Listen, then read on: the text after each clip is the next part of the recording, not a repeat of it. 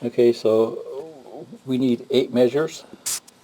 You got 1, 2, 3, 4, 5, 6, 7, 8.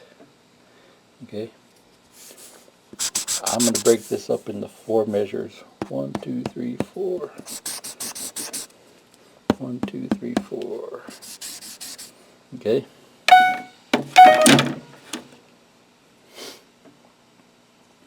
So we know 1 and 3 are the same. 2 and 4 will be different, right? Now we're working with the key of C. C, D, E, F, G, A, B, C, D, E. Okay. 1, 2, 3, 4, 5, 6, 7, 8, 9, 10. Now usually, like, the lower end will be your verse and the higher end will be your chorus. Okay? And so your lower end will be your verse, your higher end will be your chorus. So it depends on what you're working on. So sometimes you might be trying to write a verse and it comes out really good, so you'll turn it into a chorus. Same song or maybe even a different song. It's a creative thing, right? You wouldn't want it the other way around. You wouldn't want your verse to be brighter than your chorus. Then the song would be kind of awkward. Then you're just writing a song. You're not writing a hit song. These are tips on how to write a hit song.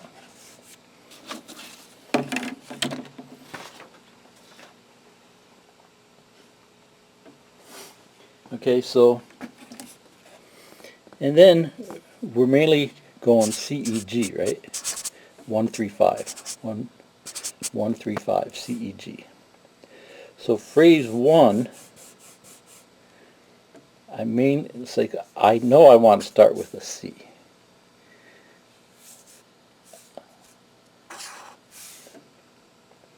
And then maybe, I'm kind of guessing here, just for the sake of an instructional thing, I'm going to say I'm going to end on a 5. I'm going to end on a G. And then phrase 3 will be the same, C and G. Okay. Phrase 2 and 4 can be a little bit off the wall. It doesn't have to follow this type of thing. Stay within the key though. If you're writing in a different key, stay within the sharps and the flats. So, key of C, we wouldn't want to use any black keys. Always stay within your key of C. So that C, E, G stuff, when I'm fooling around with this, that's what I'm kind of hanging around. Not always. It's a creative thing, but as far as like an instructional thing, that's how you would start thinking about this. C, E, G would just be your C chord. So now, something else that I like to do with this thing here, and these days all of this sequencer stuff, you can do it right on your computer. You don't have to have the outside box. Is I can use this to record what I'm fiddling around with here.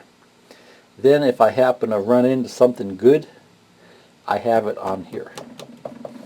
Okay?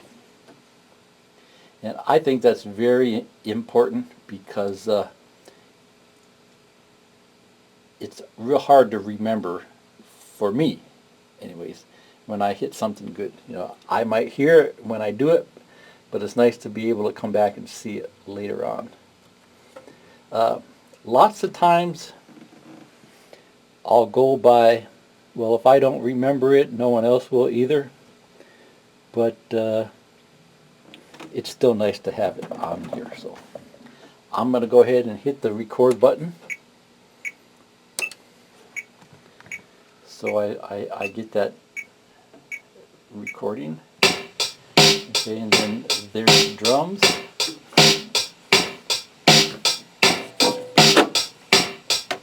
And then we just be creative, you know, try to come up with something cool, you know.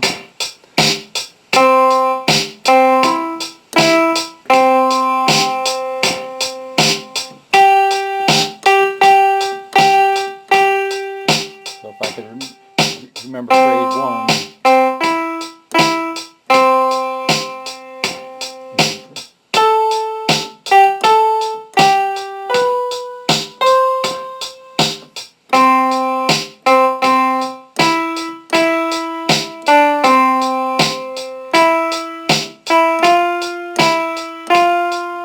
See how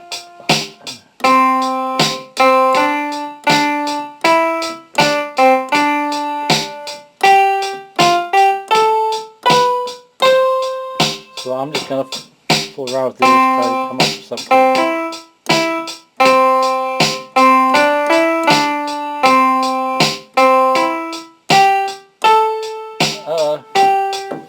Lots of times when I'm just kind of playing around, you know, I don't even think about this, you know, I'm not trying to be real restrictive as to what I'm writing here. I'm just kind of playing around, trying to come up with some cool phrases. Right? We're after some cool phrases, right? 1, 2, 3, 4. You know, as we capture the cool phrases, they may not be exactly where we want them, so we just kind of go off on it, just fool around, you know.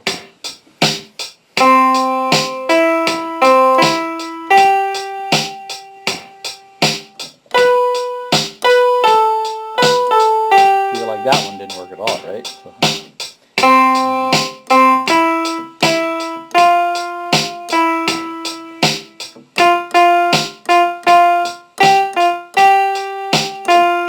That was kind of weird.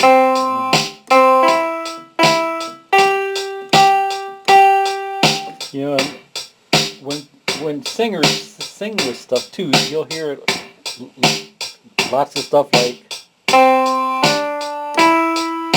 that last note.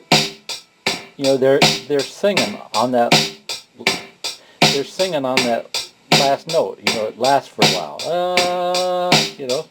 So don't feel like you gotta fill up every little space, you know, because that's not the way a vocal melody works. There's a lot of empty space in there. You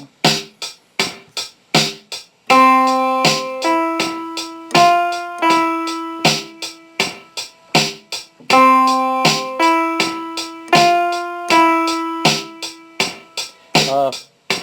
Lots of times you'll hear singers at the end of a line, you know, or the end of a phrase, their voice will go up and down and around.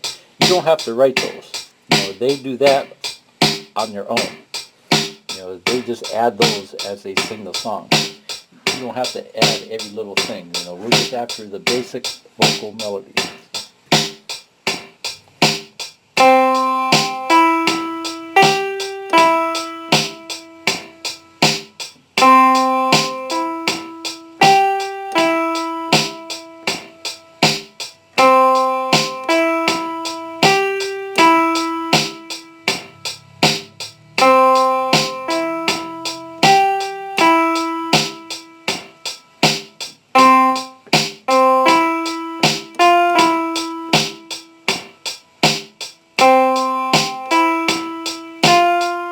And, you know, we're mainly talking quarter notes. Maybe throw in some faster notes, but no triplet.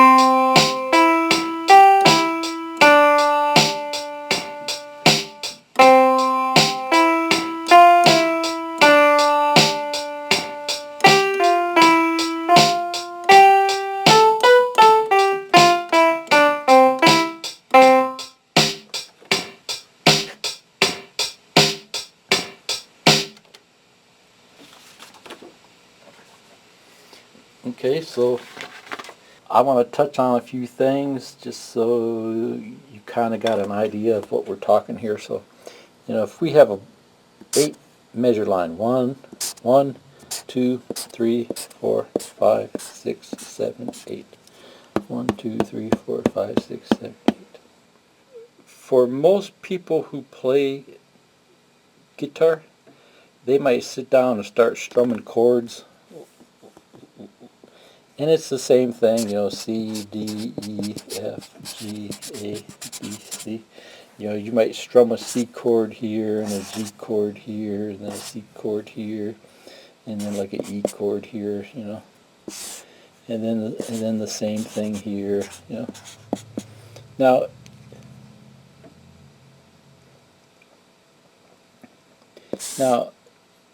that's just a random thing. But if you were going to try to write this first, the chords, and then put a melody to that, that's really tough. Okay, that's a real good skill to have, but that's really tough. So it's better to start with just a simple vocal melody,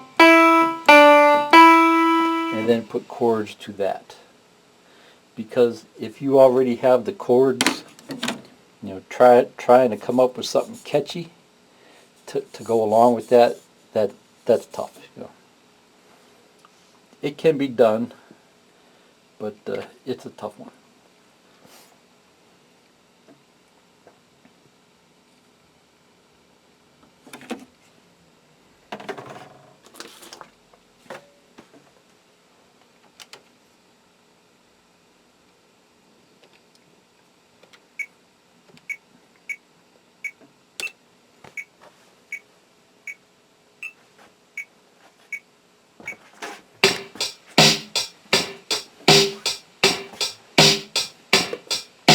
So, I kind of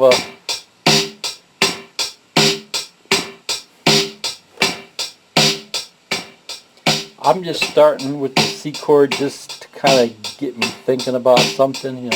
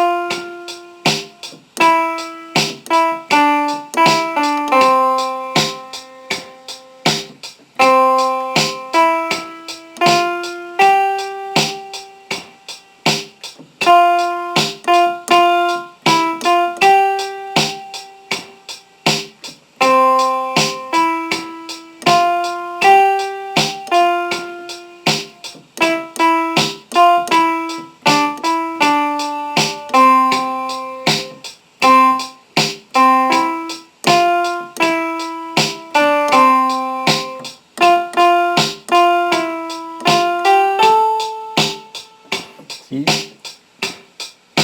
this type of thing, those first two C's, that's kind of hard to come up with words for that.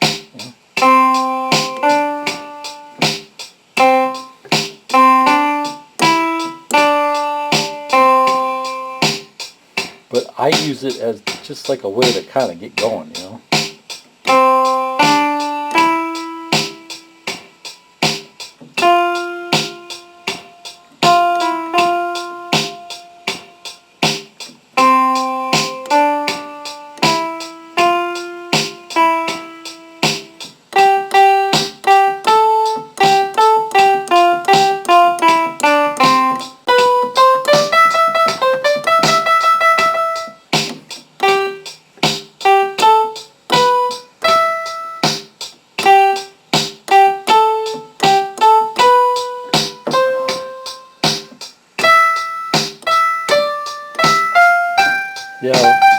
Fifth.